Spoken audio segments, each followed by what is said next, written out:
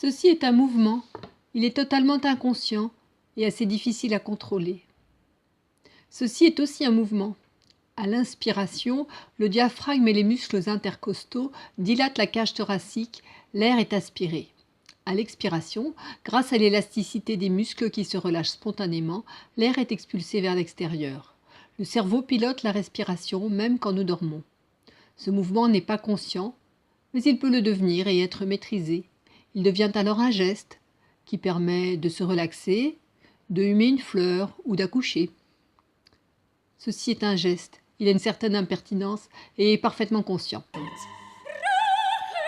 Ceci est aussi un geste, beaucoup plus complexe. Les pensées et les sentiments qu'il exprime le sont aussi beaucoup plus. La voix est un rayonnement qui doit émaner de toute la personne physique et psychique. Tout le corps est actif, depuis la plante des pieds jusqu'à la racine des cheveux. Chacune des parties du corps y contribue selon des modalités qui lui sont propres et qui entrent en résonance les unes avec les autres. Le savoir intellectuel, anatomie et physiologie est une chose, mais tout à fait insuffisant pour chanter correctement et facilement. Ce geste vocal doit être ancré dans le corps comme chez les danseurs. Il nécessite des assouplissements, de l'énergie.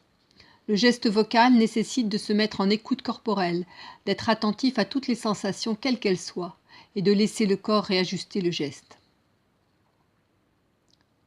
Le rythme est l'élément musical qui se retrouve dans tous les aspects de la vie, les rythmes cycliques du jour et de la nuit, des planètes, des marées. La pulsation intérieure régulière est la base et quand le corps l'a comprise, enregistrée, elle devient quelque chose de solide et d'inaliénable. Il ne s'agit pas du savoir intellectuel des cours de solfège passés devant un métronome. Le métronome doit être à l'intérieur du musicien.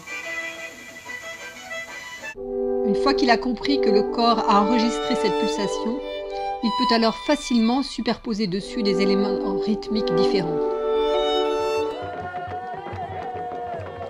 La mélodie et le rythme du chant doivent donc s'inscrire dans une grande connivence avec le corps.